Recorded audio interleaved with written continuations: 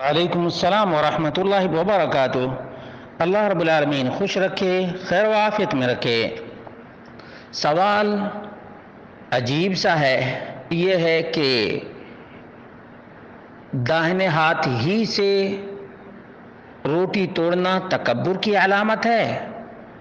اس کا جواب یہ ہے کہ یہ بالکل غلط ہے، سراسر بے بنیاد ہے۔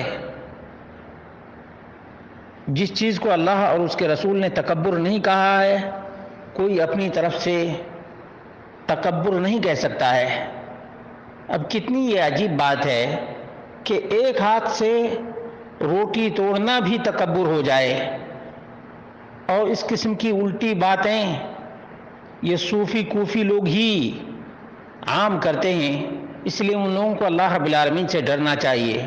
دوسری بات یہ ہے کہ کھانے اور پینے کا معاملہ داہنے ہاتھ سے متعلق ہے۔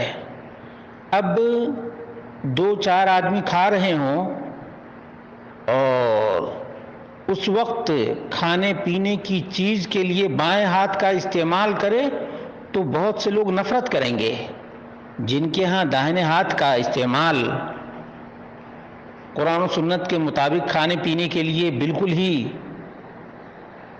عام ہے، رائج ہے، ان کے ہاں تو بالکل بائیں ہاتھ لگانا بھی نامناسب ہے۔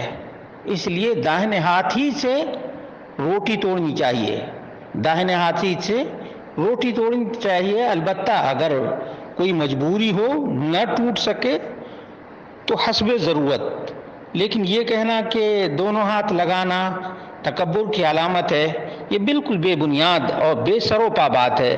اور ہمارے یہاں افسوس کی بات تو یہ ہے کہ بے سر و پا، بے سر پیر کی باتیں عام ہیں، زیادہ رائج ہیں، اور حقیقت سے کوسوں دور ہیں لوگ۔ اللہ رب العالمین یہ بات سمجھنے کی توفیق عطا فرمائے۔